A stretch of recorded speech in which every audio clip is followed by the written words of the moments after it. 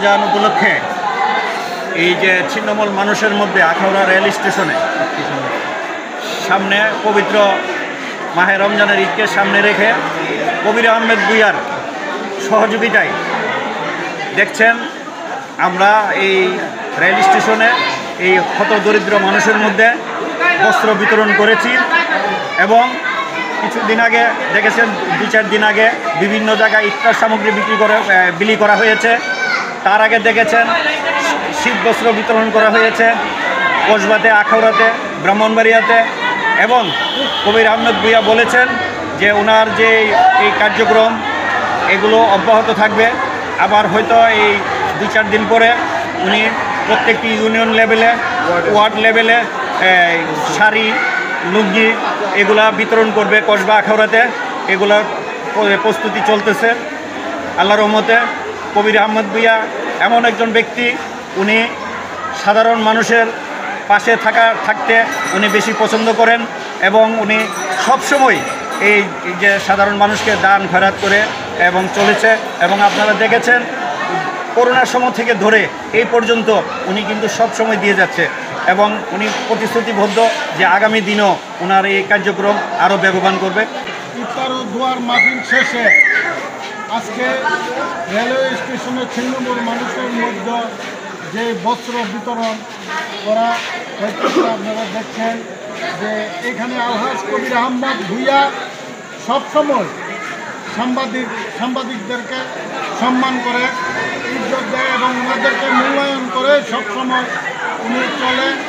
আমরা আজকে যে ছিন্নমূল মানুষের মাঝে যে বস্ত্র বিতরণ এই কর্মসূচি, এটা পুরো রোজার মাস ধরে ধারাবাহিক কর্মসূচি, সেই কর্মসূচির অংশ হিসেবে আজকে সাংবাদিকদের সম্মানার্থে আজকে এই ঈদ বস্ত্র বিতরণ করা হয়েছে। এখানে প্রায় 300 শাড়ি, লুঙ্গি, থ্রি-পিস সহ এই ছিন্নমূল মানুষের মধ্যে বিতরণ করা হয়েছে এবং আগামী 2-3 দিনের ভিতরে আমাদের প্রত্যেকটি 5টা ইউনিয়ন এবং একটা পৌরসভাতে অন্তত কমপক্ষে 2-4 হাজার শাড়ি, লুঙ্গি এইসব জিনিস কবির ভূঁইয়া এই দিবে। ছিন্নমূল মানুষের এতিমখানা যারা পুরানে হাফেজ আছে তাদেরকে দেওয়ার জন্য উনি, আপনারা জানেন যে উনি লন্ডনে আছে।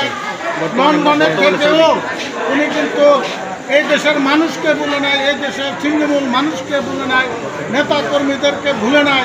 উনি ওনার ধারাবাহিক কার্যক্রম একের পর এক চালিয়ে যাচ্ছেন। মানে ঈদ বস্ত্র বিতরণে জনাব কবির আহমেদ ভূঁইয়া যে আমাদেরকে যে দিক নির্দেশনা দিচ্ছে, এই পর্যন্ত আমরা এখানে প্রায় 300-র অধিক মানুষকে, বস্ত্রহীন মানুষকে ঈদ বস্ত্র বিতরণ করেছি।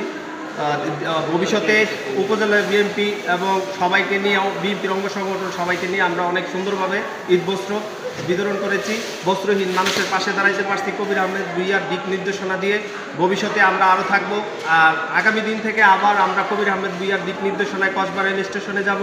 তারপরে হলো আপনাদের এতিমখানা, যে মাদ্রাসার পুরানে হাফেজগুলো আছে, এদের মাধ্যমে আমরা যতটুকু পারি সামর্থ্য অনুযায়ী কবির আহমেদের ভূঁইয়ার দিক নির্দেশনায় আমরা ওনার পাশে থেকে বাচ্চাদেরকে একটু ঈদ বস্ত্র উপহার দেব।